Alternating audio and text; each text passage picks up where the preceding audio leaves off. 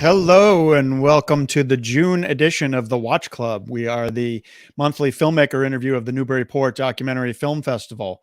My name is James Sullivan. I'm the program director at the festival. We are very excited to have with us the co-director of the new film, Israelism. It's actually not quite new, but it's new to streaming as of last Friday. Been a lot of talk about this film. Sam Eilertsen is the co-director, and along with Erin Axelman, and we will have Sam with us momentarily. First, I would just like to take a moment to say that we have some brand new news here at the Watch Club. We have two new sponsors, and I'd like to shout them both out. We have a new fiscal sponsorship for the next upcoming year with Causeway Fairfield Company, which is their logo is right there. Thanks, Steve. Causeway Fairfield is an entertainment development, production, and finance company created by Shane Simmons and Newburyport native Nate Gilbert. And we're very excited to have their partnership here at the Watch Club. And we also have a promotional partnership that is also beginning this month with the Ford Hall Forum at Suffolk University. And for those of you who haven't heard of them, Ford Hall Forum is actually the oldest continuously operating public lecture series in America. So we're honored to have their partnership. And if any of you who are watching came to us through the promotion efforts of Ford Hall Forum, we really appreciate it and welcome. And we hope to see you back here each month as we talk to filmmakers like Sam Eilertsen. So before we introduce Sam to the program, we'd just like to do what we usually do, which is let those of you who maybe haven't had a chance or maybe have already seen the film and need a little bit of a refresher to take a look at the trailer for Israelism. Some American Jews who come here say, we came to Israel and we left from Palestine. The non-Jewish community does not understand our obsession with Israel. I went to a Jewish day school. Summer camp, organized trips to Israel. You want to go to Israel too? Yeah! We want to go! We want to go! Israeli soldiers, they're hot, they're awesome, they're strong. We actually have had quite a few of our former students join the IDF. And these are kids, these are 18, 19-year-olds. Amazing. I told my parents I don't even need to apply to college. I'm gonna just join the Israeli military. 10% of my graduating class joined the Israeli army. We were deployed to the West Bank. I don't think I realized the extent to which what I would come to see on the ground would really shock me and horrify me. When people look at the West Bank today and say, this is an apartheid system, it's not just throwing out a word. Palestinians live in, day out, without experiencing a day of freedom. You see what non-democracy looks like. What we've been told is that the only way that Jews can be safe is if Palestinians are not safe. The more I learned about that, the more I came to see that as a lie. Within the Jewish community, there's been a striking change. They're really angry at the way they were indoctrinated, justifiably so. When we talk about we're losing the kids, we lost them. I think they're a little super naive. Anytime you cut against the grain, you're going to catch hell. You are a self-loathing Jew. Go kill yourself. An anti-Semitic Jew. The way that we talk about anti-Semitism isn't about protecting Jews, it's about protecting Israel. How dangerous is that? They will do anything to preserve unconditional support for Israel. The great irony is that there actually is resurgent anti-Semitism. Jews will not replace us! History is not going to judge us kindly. Please welcome to the Watch Club co-director Sam Eilertsen. Hello. Hi, Sam. Hey there. Thanks for joining us. Apologies for the fact that I'm joining from an airport right now. A shoot that I was working on was rescheduled after we'd already scheduled this, and this was the only time that made sense to fly. So apologies if there's background noise like is happening right now. Well, hopefully it doesn't affect you too much. We'll be fine, but hopefully you're fine. Really appreciate you taking the time to talk to us again. I said this earlier. I've been hounding you guys for months now, but you've been very busy. I mean, obviously there's been a lot of attention paid to your film and we'll get to this in a second. You know, it premiered at Big Sky. You just told me last February, I believe, a year plus ago, over a year ago. And at the time when you completed the film and then premiered it, you could not have known, the turn of events in Israel and what would be going on with the protests this past semester on college campuses and all of that. So we'll dig into that in a minute, but congratulations on the launch. You guys, since launching on the streaming platforms last Friday, you are the #1 streamed documentary for 5 straight days on Apple, right? On Apple TV, which is pretty cool. Yep, #1 documentary, #3 in all independent films as of now.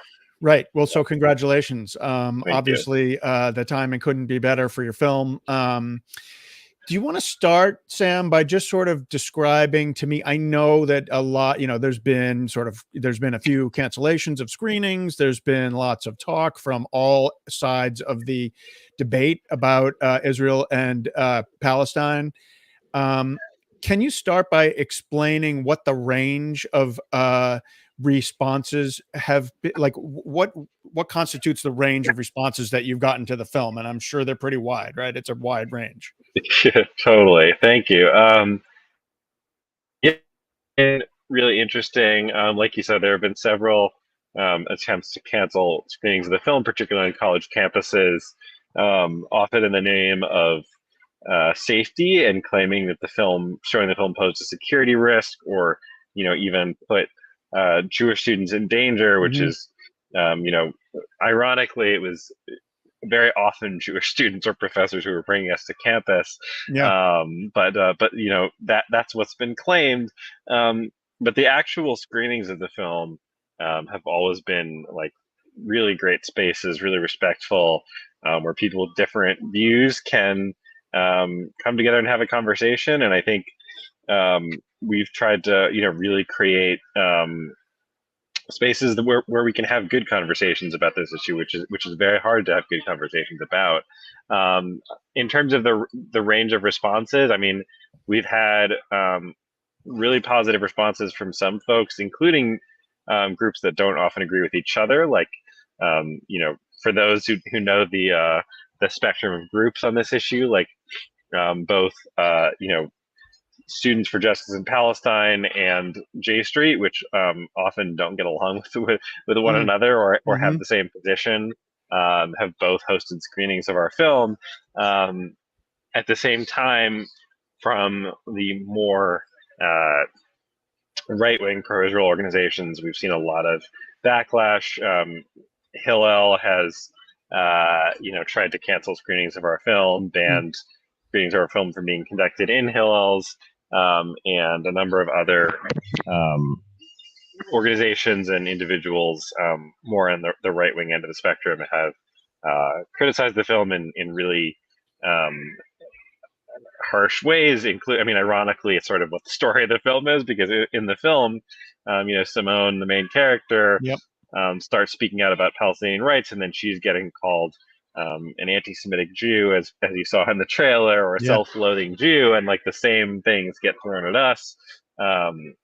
People saying that we're promoting anti-Semitism, even though we're a proudly Jewish, primarily Jewish filmmaking team, and all sorts of accusations. But on the other hand, I think even a lot of people who disagree with the film but have actually taken the time to watch it might say that they disagree with this or that point, but they also think that these stories are very real and should be taken seriously. And I think a lot of people who have most harshly criticized the film have either not watched it at all, or have refused to engage with the actual substance of the film. Yeah. So let's talk about the two main subjects of the film. Simone, you mentioned, it's very hard to watch her. There's that scene where she's looking, you probably asked her, like, can you just call up some of the, hate messages that you've, the trolling that you asked her, and she's looking at her laptop and she's like, let's see. And she's trying to smile through it, but then you can tell she's fighting back tears because she's been caught, they're saying, why don't you kill yourself? You're a self-hating Jew or whatever. She was a public figure because she was momentarily hired by the Bernie Sanders campaign in 2016, right? And but Etan, the other the young man who was a student, I think, when you were filming a few years ago, and had gone and done his birthright trip to Israel, and then had served in the IDF, had been he served as a soldier in Israel, right? He doesn't want to use his last name. How did you approach both of them? And was it a long process of like, vetting lots of folks who could have possibly been in the film, or was it just those two? Yeah, I mean, to be honest, this was our first documentary, and so we filmed about 3 or 4 times as many interviews as we actually used in the films. There were a number of other people who, at various points, we thought might be really significant characters in the film, who ended up not even making the cut or just getting one small line. Right.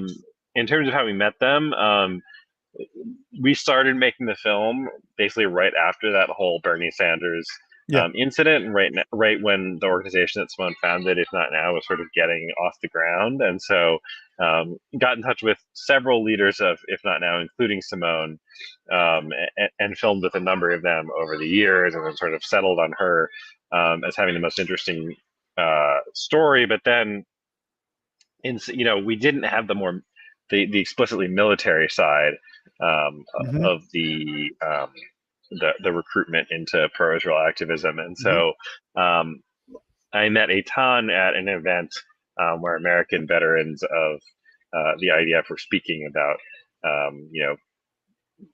what they saw as, basically the human toll of occupation, and what they expected going in versus what they actually witnessed on the ground and were part of. Is that the scene that you filmed that's kind of towards the end of the film, where there's a bunch of people on a panel where you on see stage, him right? speaking, and totally. And so that was actually kind of later in the process. But it was.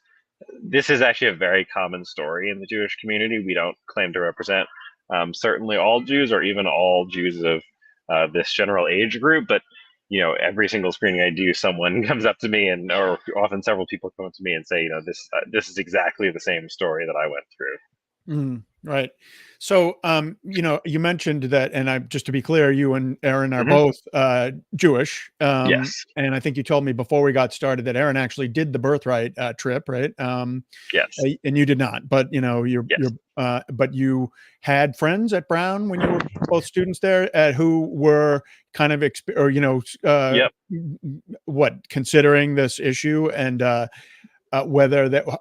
they felt about Zionism. Is that the case? Yeah, totally. So we met in college, and we started college in 2008, which was the year of the first Gaza war, and there was a really fierce debate on campus, not maybe quite as intense as it has been this year, but very emotionally intense. And so many of our, I grew up with more of a somewhat balanced view of the Israeli-Palestinian conflict, but I think a lot of our peers and friends had grown up in like this total pro-Israel environment and hadn't really heard the stories of Palestinians at all, like Simone in the film. And then, so came to college like totally interested in pro-Israel activism, and then actually met Palestinian students or professors, and took classes on, sorry if this airport announcement is annoying, but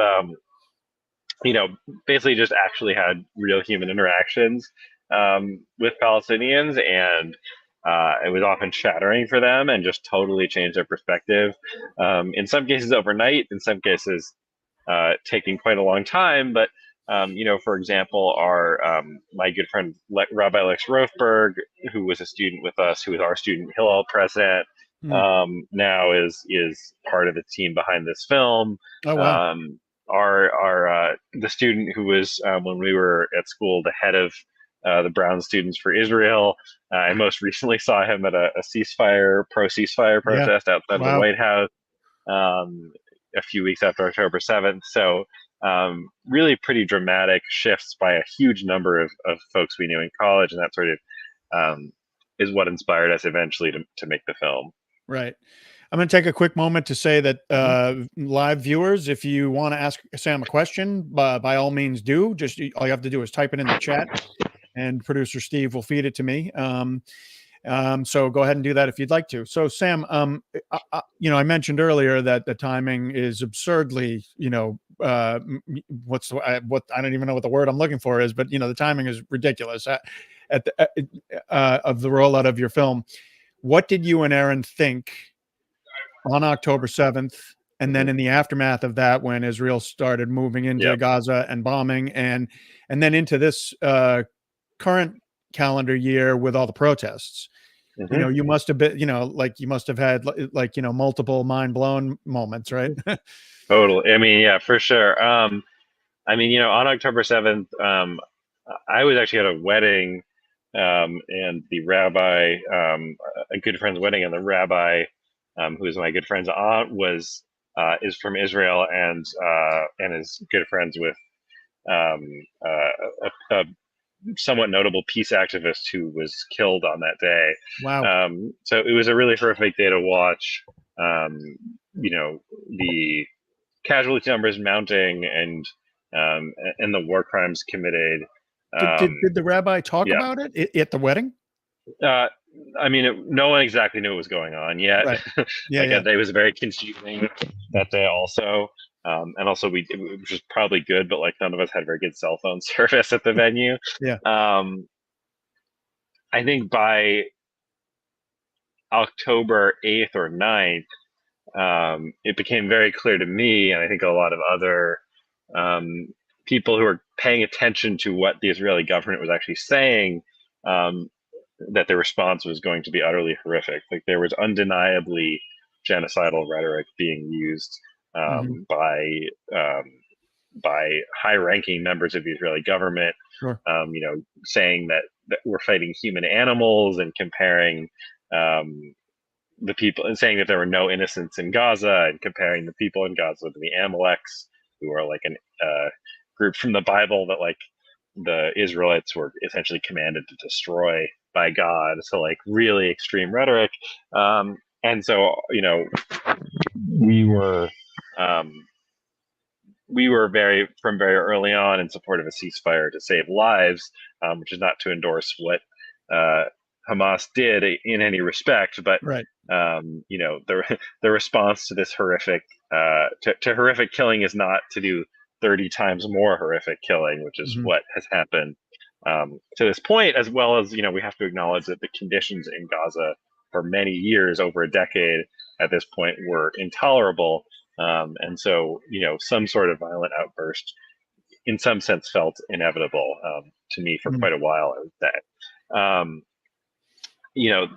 I think as things unfolded, we were watching horrific events on the ground. We have team members who are both Israeli and Palestinians. So just everyone having a really hard time in terms of, feeling for their families and for what they were seeing unfold on the ground. And at the same time, initially we paused a number of screenings early on, because the groups we were partnering with wanted to make sure they were reacting in the right way to this moment. But as we started, going back out and doing screenings, starting to get these extremely vicious and over the top attacks, colleges being sent tens of thousands of emails telling them not to show the film, saying that the film promotes anti-Semitism, et cetera, which has been, which is horrific on the one hand, and on the other hand, ultimately actually got a lot more people to see the film. I think the attempts to cancel the film actually made the film much more popular. Which is always the way it goes. Tell Yeah. somebody they can't watch something or read something, and of course, people, yeah.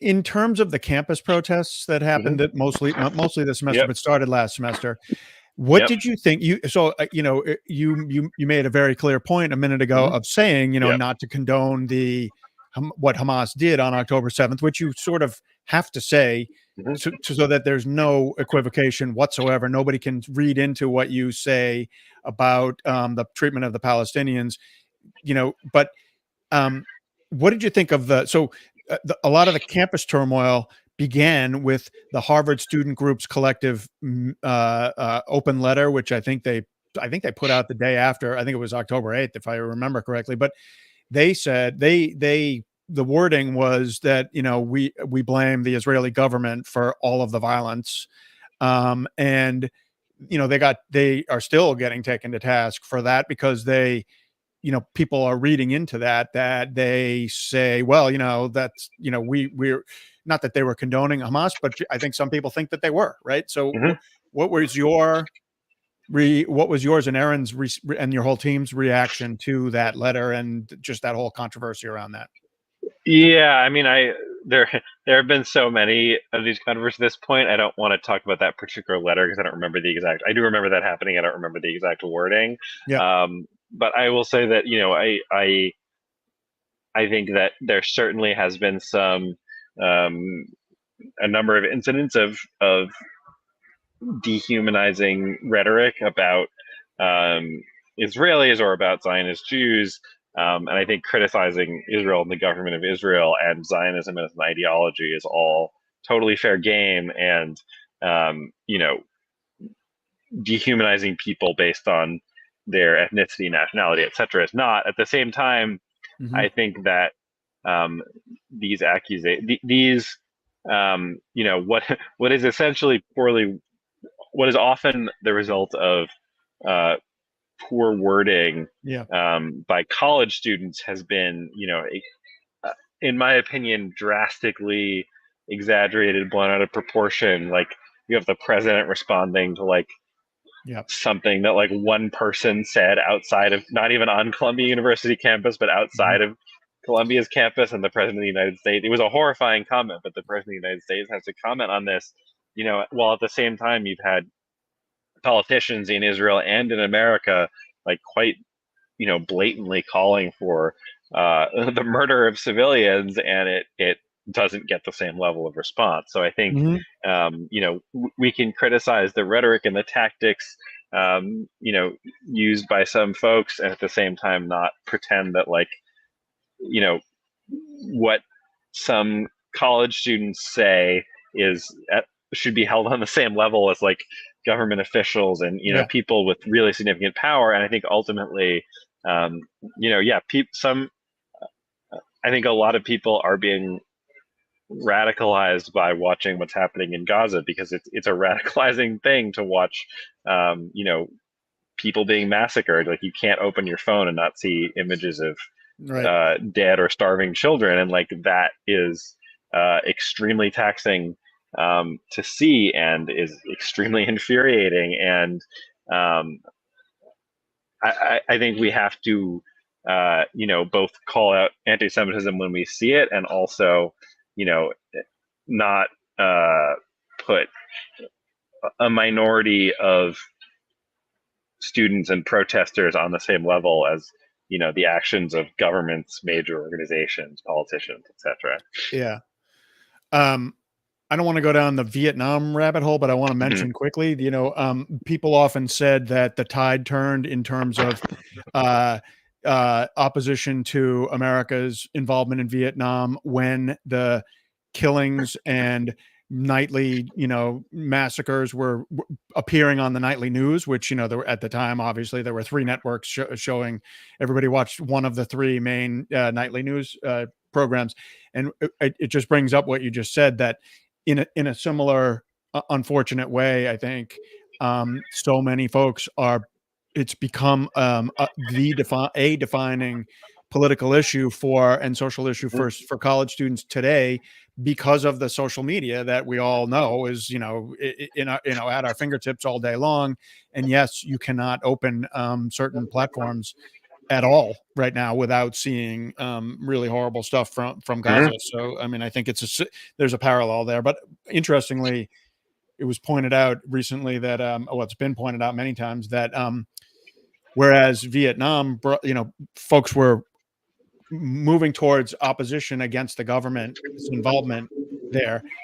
In this case, it's student versus student. It's faculty versus faculty who have taken either side of this intractable problem that is, centuries old, and we've never come to any kind of consensus on it, right? Well, I want to challenge the premise a tiny bit, just because I would say, first of all, it is over a century old, but it's not centuries old. There's not a hundreds of years ancient religious conflict between Jews and Muslims. This is a conflict about land and the fact that the Zionist movement, which was intended to give Jews a refuge from anti-Semitism, also resulted in was responsible for the displacement of enormous numbers of Palestinians and the theft of their ancestral lands. And so, and I think that while it certainly can feel intractable, I think that I don't think it's unsolvable. I don't want to be despairing about it. I think that there is a very real possibility of creating a solution that creates freedom and safety for all people between the river and the sea, Jewish and Palestinian. I think it's very hard. I think it will take a lot of dealing with the traumas that both people have experienced. But I am believing for that moment, and believing for the moment where we can say that there is freedom for all people in that land. And I think that's ultimately what the vast majority of these college students and protesters want. There's sometimes quite ugly rhetoric about trying to expel all 7 million Israelis, which is not going to happen. It's totally unrealistic and not moral in my opinion either. But I do believe that there can be coexistence and real healing, but it will be very hard. Yeah. Last question for you. And thanks again for taking the time and dealing with an airport to do it. In the aftermath of what's gone on over the last several months, is there any way that you and Erin would have done anything at all differently in terms of making this film? I mean, if you were making it today, it would necessarily be different, but have you second guessed yourselves after completing the film and then seeing what's happened, or in any way? Not really. I mean, I think the film obviously would be different if we were making it today. I think also I think a lot of the trends that the film showed have only increased since October 7th. I think, I think one thing I would say is that the Simone's story has a really interesting capstone, which is that, as we see at the beginning of her story, she's a pro-Israel advocate on UC Berkeley's campus. And, most recently she was assisting with communications for the student encampment at Columbia. So, a really interesting coda to her story. But I think if anything, the way that the mainstream pro-Israel organizations have, been willing to totally embrace, on the one hand, people that I would say have significant anti-Semitic views and rhetoric, like Representative Elise Stefanik, at the cost, in order to combat calls for Palestinian freedom, it has been really disturbing, but also sort of continuing, or Elon Musk, Jonathan Greenblatt's weird relationship with Elon Musk, are sort of continuing the trends that we saw in the film. And even the film itself has been subjected to some of these trends. So, I think the film would obviously be different if it were being made now, but I think that the overall trajectory would probably be very similar. Yeah. Well, speaking of trajectory, have a safe flight. Thank you. And thanks so much thank you so much for letting me track your team down for months to make this happen, and thanks for making it happen. And we thank you for having me and bearing with me on the in the airport. No problem. We'd just like to take another quick moment to thank our new sponsors, Causeway Fairfield, and also the Ford Hall Forum. Thanks again to Sam. Check out Israelism, or tell your friends if you have watched it. If you have not watched it yet, please check it out. And thanks again, Sam. We hope your next film is nice and light. Thank you. Thank you so much. Have a great night. Yeah, thank you. You too.